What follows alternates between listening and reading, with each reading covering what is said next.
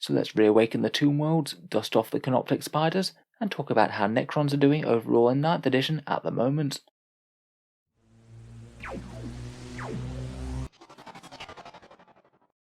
Hello and welcome back to Auspex Tactics, where today we're talking Necrons and trying to do a brief rundown of the entire army in one short video.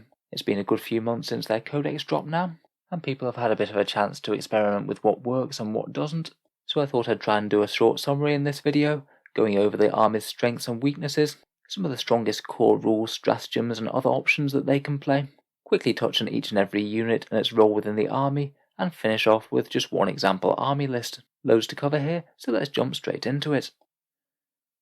In general, I'd say that Necrons are a fairly strong faction in 9th edition. I'd say they're not top tier, but should certainly give you a reasonable chance of winning with a good list in the vast majority of matchups.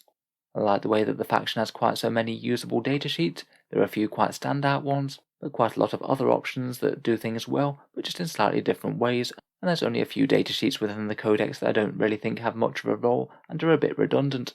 They seem to have had a fair amount of success in tournaments, with quite frequent appearances in the top 4s of 40k Stats Center, and they play the 9th edition missions really quite well, really good durable units for taking and holding objectives. Their nasty durability, resurrection and regeneration shenanigans is one of the best unique selling points of the army.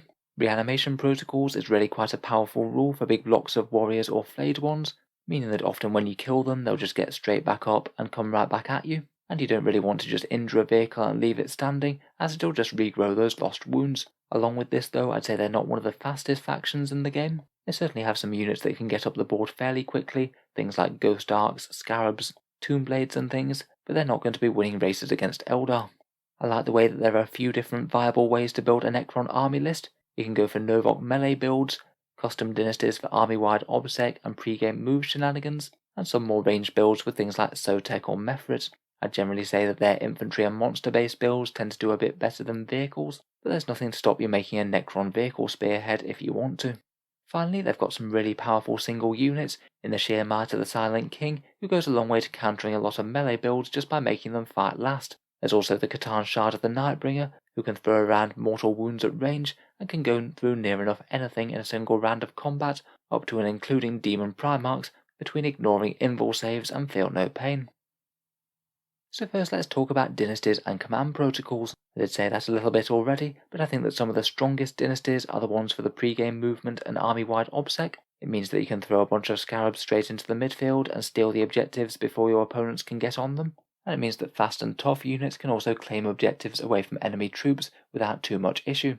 After the main dynasties, I would say that Novok is probably the strongest. Extra AP and bonuses to charges is great with all the newer Necron melee options, and they can even make blobs of Necron warriors decently scary in combat as well, particularly when making use of their stratagem. Otherwise, I'd say that shooting builds like Mefrit and Sarragon can be very nice as well. Mefrit can be really nice on big blobs of warriors, and Sarragon with anything with small shots that really benefit from their rerolls, as well as being very well supported by the Silent King. If you play purely one dynasty, then you can use the command protocols. They give you extra rules that you have to lay out at the start of the game each turn, though I think that they are really quite restrictive, to be honest, between the limitations to army construction and having to keep your forces near characters. I think you can have Necron builds that lean quite heavily into them, but you can also have ones that either completely ignore them or get rid of them completely. I don't think they're so critical that you absolutely have to take full advantage of them. I think that some of the best tricks are Eternal Guardian for potentially full cover saves if you're going second, and the Hungry Void, which can be good for a one-turn melee boost, particularly on Novok. Otherwise, a little bit of extra movement never hurts, and getting a few more Necrons standing up with reanimation protocols also could be useful. Before talking about units, let's go through some of the strongest generic rules that the army has to play. The relics I think are a bit hit and miss.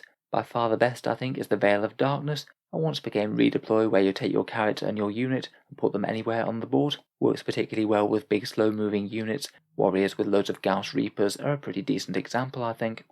Otherwise, the Orb of Eternity is an excellent boosted resurrection orb, another once per game trick to stand up far more Necron warriors than you really should. And if you go for a fighty build, then you can do worse than the Void Scythe or Novok's Blood Scythe. They're pretty much mandatory if you do want a warlord that's actually going to do decently in combat. Finally, I do quite like the Sotek Dynasty's Vanquisher's Mask that can allow one enemy unit to fight last in combat, which can really surprise an opponent and allow one of your combat units to beat them down first, hopefully. Stratagems wise, I think most of them are fairly well balanced, and quite a lot of them are just specific to certain units. The general purpose ones that I'm a big fan of though, resurrection protocols to stand up a character when they die is great, 1 CP for a 50-50 chance to stop death return is good. Enslaved protectors is really nice on Canoptek units, particularly if going for objectives. It means that you can park them on an objective, and your opponent won't just be able to trot up another Auspex unit right next to them. For that 1 CP, you can heroic intervene into them, and hopefully pile a bunch of damage on them with Wraith Claws or Scarabs perhaps. Finally for stratagems, I really quite like Curse of the Pharaon. If you are running vehicles, then getting an auto-explode can be really nice at the right time. Obviously it depends exactly where they die, but if it is in the heart of an enemy formation, then you could be showering mortal wounds all over. For Warlord traits, I quite like the fighty ones, Eternal Madness, that allows you to reroll wound rolls, and Implacable Conqueror to reroll some charges. Both of those do very well with Novok. Otherwise, I think that Sotek's command point regeneration is rarely going to be a bad option, but perhaps one of the very best could be Zarakan's double turn of command protocols, which can quite frequently see play with the Silent King. Say if you have built a melee army, you could have 2 turns of the Protocol of the Hungry Void and really start to build around it. Finally, the paid for upgrade for Cryptex, the Cryptek Arcana. Perhaps my favourite 3 of these are the Cantemporal Nanomind, the Hypermaterial Ablator, and the Failsafe Overcharger. The Nanomind is quite a powerful debuff to put on an enemy unit. It means it's not going to be able to make charges half as easily. The Ablator is perhaps the most general purpose and useful one, I think. It seems a no-brainer to run on a Chronomancer who's buffing a Necron warrior squad's durability, and the Overcharger allows you to get some bonus attacks on Scarabs or Canoptek units, not too bad with things like Wraiths or Spiders. So let's take a quick look through the Necron units then. We'll start off with the Lords of the Phalanxes, with the HQs and the Silent King. Out of these, I think they're really quite hit and miss. I definitely have some favourites among them, who I think by far outshine the rest. Overlords with My Will Be Done have a fairly decent fighty profile, and are a good general purpose HQ choice to run in the heart of the army. Chronomancers are an amazing buffing character, giving a nice 5+ invul and reroll charges, can be excellent on multiple units, things like Flayed Ones, Warriors or Scorpet Destroyers spring to mind. The Technomancer can either be built to buff warriors or vehicles. It's nice and cheap and is another very good support character I think. Canoptek command barges add some firepower, a decent amount of fighting muscle plus overlord buffs, and over in the Lord of War slot, I think that perhaps Sarek the Silent King is one of the strongest options in the Necron Codex. He may be a full quarter of your army in points, but he's going to take a very proportionate amount of enemy firepower to bring him down, and it's not easy to shift with a 2+ save, 26 wounds, and a 4+ invul.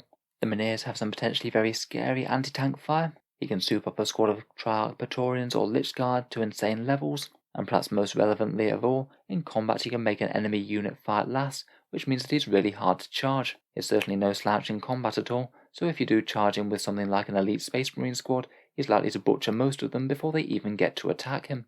Not too surprising that he has been making his way into quite a lot of competitive Necron lists. Otherwise, I find the Scorpet Lord and Locust Lord interesting, perhaps the Scorpet Lord a bit more so. He's certainly fairly good in combat, though I'm just not sure that he really adds all that much to a list compared with the other ones with bigger synergies. The Psychomancer's fun and could be used to take away Obsec from a unit, which could be quite potent, but even then he's not the most reliable at doing that. The Plasmancer just doesn't quite do enough mortal wounds to justify his cost in my opinion. The Royal Warden I think is okay when combined with really big blobs of warriors. His buff's just perhaps a little bit niche, but if you are running absolutely loads of them then he could be worth it. I feel similarly about the standard Necron Lord. In general, just as a group, I'm just not the biggest fan of the named characters for the Necrons. They do have quite a lot of options to choose from, and a very nice new miniature in terms of Zeras, but I'd be far more likely to take the generic options over them in most lists. Let's move on to the Necron infantry units now, starting with the troops in Warriors and Immortals. Both of these I think can be a really solid backbone for a Necron army. Warriors do tend to get played more than Immortals in the most competitive lists. They are a little bit more durable, and they can do a lot more damage potentially with their close-range Gauss Reapers. They combine really well with Ghost Arcs or using the Veil of Darkness to get them in range. Immortals might be a bit better for backfield objective holders. They do far more damage at range, and have better synergy with cover going up to a 2+ save in light cover. It's certainly handy to have solid options for the troops' choices for the faction. Otherwise, Flayed Ones are essentially warriors with Deep Strike and a whole bunch of AP-1 attacks. They'll struggle to deal with hard targets, but will absolutely rinse enemy infantry like no tomorrow. They work very well with Novok, getting them a +1 charge out of Deep Strike, and also the extra benefits on the charge. Lich Guard and Triarch Praetorians are 2 of the best big synergy units. They'll both work really well with the Silent King. Lich Guard can be a really solid brick to shift in the middle of the board with those dispersion shields, and I feel that Triarch Praetorians are a really decent all-rounder, both solid shooting and melee. Death Marks I haven't seen run all that much. They're certainly fun to use with their intercept ability, but I'm just not sure the numbers stack up quite well enough for them to be included regularly. Crypto Thralls on the other hand seem to pop up all the time in competitive Necron lists. Point for point, I think these things are great value. A nice little throwaway infantry unit that can do actions, contest objectives, or stand in table quarters, and their melee output for the points invested is amazing provided they have a cryptech nearby. Moving on to the other elites choices of the codex, we have a couple of destroyers in the Hexmark destroyer and the Scorpec destroyers. The Hexmark is handy to have a deep strike platform that can use command protocols, but his damage output is kind of lackluster, perhaps one of the worst Necron units right now. The brutal Scorpec destroyers can put out some very decent anti-heavy infantry melee, though they will go through pretty much anything that they can get their blades on, and are at least reasonably durable as well. I'd say for the points they're certainly not bad, but maybe just struggle for a way to reliably get them directly into combat. For the vehicles and monsters in the elite section, we have the Canoptek Reanimator, who I still think despite the massive points cost drop is still very fragile for the cost, and most of the time he's just going to get gunned down first before we can do enough decent reanimating to justify his existence. The Triarch Stalker's fairly reasonably costed to add a bit of shooting synergy to the list, giving everyone rerolls of 1 to hit against one target, perhaps good in a very heavy shooting Necron list, but not worth it otherwise. Canoptek Spiders are fairly well balanced, I think. Fairly tough units, reasonably decent in melee, and can put out a surprising amount of shots with their particle beamers. I think they can be a potential target for Technomancer buffs and the failsafe Overcharger, or we could just bring 1 or 2 along to regenerate some scarabs. And then we come to the 4 Catan Shards. Out of these guys, perhaps the most intimidating is the slightly higher costed Nightbringer at 370 points. Jumping around, throwing out a ton of mortal wounds with Gaze of Death, and when he gets into melee he ignores invul saves and any feel no pain type mechanics to shrug off wounds. It means that if he catches something in melee, any one model is almost certainly dead, and what's more, like the rest of the Catan, you can't ever deal with him in one turn of shooting, due to that pretty annoying Necrodermis rule. I feel like Catan may be a little bit weaker against experienced players, who are quite good at coordinating ways to deal damage in both shooting, psychic and assault phases, and could potentially still kill one in one turn. They're almost always powerful disruption units though, which opponents will have to try and find a workaround for. Aside from the insanely scary Nightbringer, the Deceiver can give a little bit of strategic reserve manipulation, which does make him interesting, but in terms of damage output he's fairly underpowered compared with the rest and not quite as common a pick. The Void Dragon I'd say is perhaps one of the most well-rounded of them, a little bit more durable with its 3+ armor save, immensely dangerous in close combats though maybe not quite as much as the Nightbringer, and of course incredibly good against vehicles. And finally we have the Transcendent Catan, which is far cheaper than the rest, and pretty nice if you want to have the sheer disruptiveness of a Catan without having to pay quite as many points. I think they're pretty much all going to cause problems for the opponent, but at around 350 points they are no small investment either. Next we come on to Fast Attack, and starting out with perhaps one of the stronger units in the Codex we have the Scarab Swarms. These things seem to make their way into almost every competitive Necron list. The amount of wounds that you get for points is very nice. They synergize very well with certain buffs such as Chronomancers giving them a 5+ invul. They're faster than most Necron units, and they have great combination with some of the stronger Dynasties, either Novok for some actual serious close combat damage, or the pre-game move and Obsec one where they're going to be getting right to the centre of the board turn 1 and hopefully gumming up all the objectives. An excellent little fast screening unit that's usually going to be worth the investment. Next we have Ophidian Destroyers. I did a comparison to Scorpec Destroyers in the past, which you can search if you're interested, but overall I think that the Scorpecs win out. They do have a little bit more manoeuvrability and the chance to deep strike, though it is hard just to compete with the raw might and toughness of the Scorpec Destroyers, particularly with that whirling death stratagem to help keep them safe as they move up. I must say, I really like the models though. I love the reference back to the old school Wraiths. Talking of Wraiths, I feel like they're another unit that isn't massively standout, though kind of hard to go too far wrong with either. Decent invul saves, good movement, and fair combat ability. They're quite a good option just for charging straight up the centre of the table and giving your opponent a threat to deal with, and hopefully giving them a threat that they can't ignore that they'll have to shoot before targeting your other more fragile units perhaps. Again, I wouldn't say massively top tier, but certainly usable in my opinion.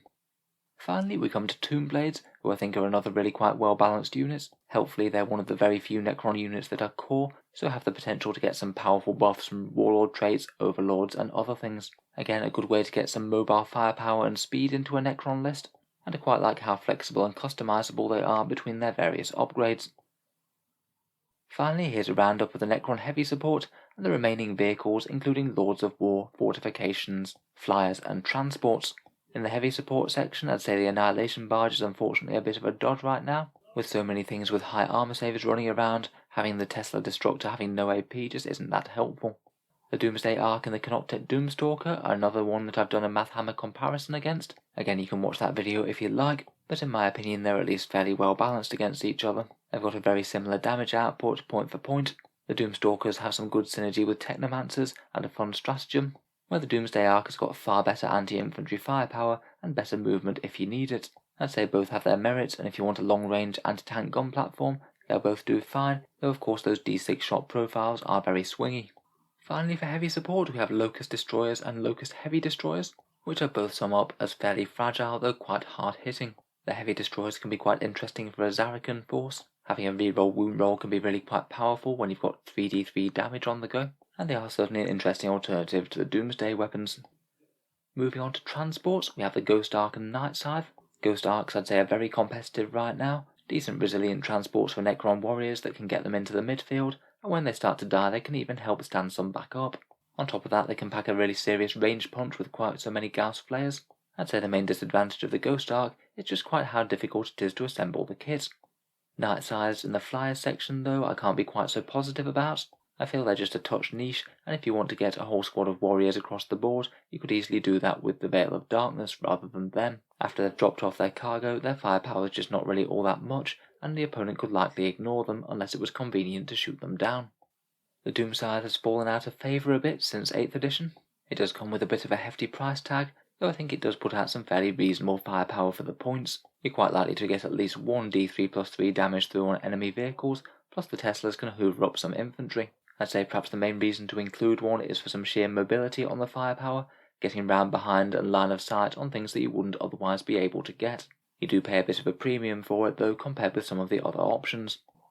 Next up, seeing as we've already talked about the Silent King, we have the other three Lords of War, the Monolith, the Tesseract Vault and the Obelisk.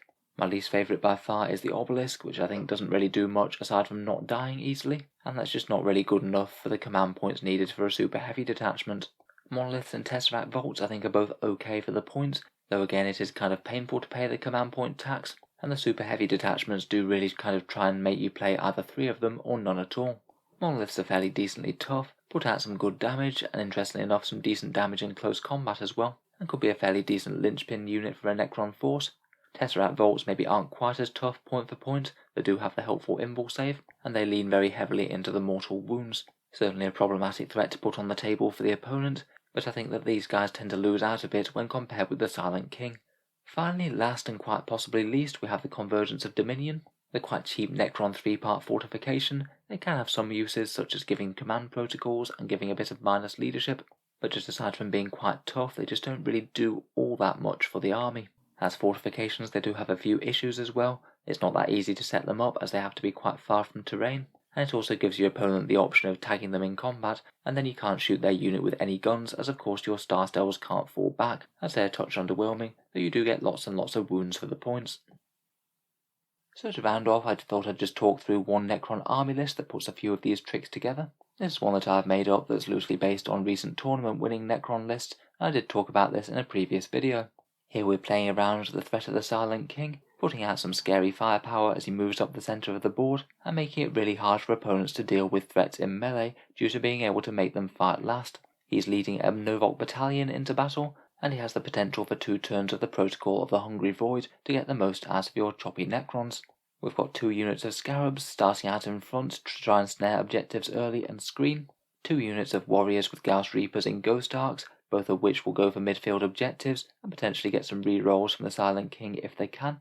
We've got a further very big unit of Warriors with Gauss Reapers that are going to be teleported by a Chronomancer with the Veil of Darkness. Should be able to put some nasty shooting out of Deep Strike, and also put a very tough Obsec unit next to some objectives. And we've got a fighty Necron Lord on a Catacomb Command Barge with a Gauss Cannon, the Blood Scythe, and the Eternal Madness Warlord trait. Again, he can buff a Necron unit and provide another nasty melee threat.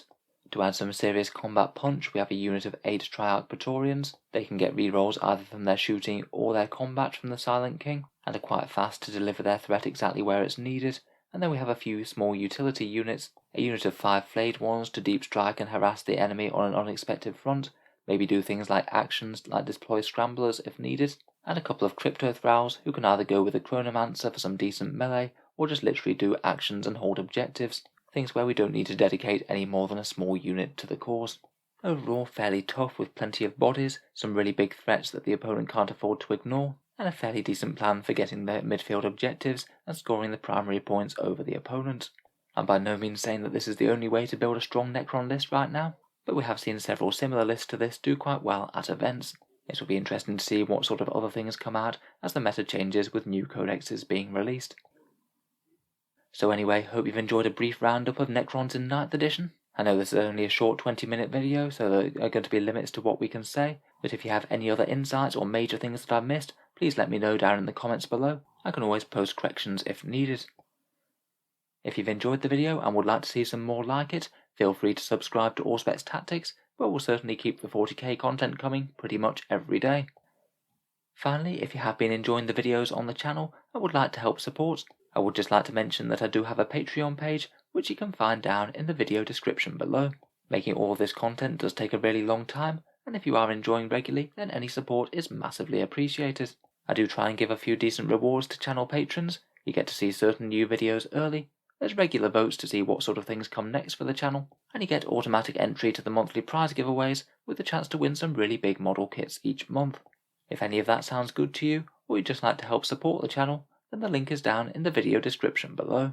In any case, a massive thank you for listening, and I'll hope to see you guys next time.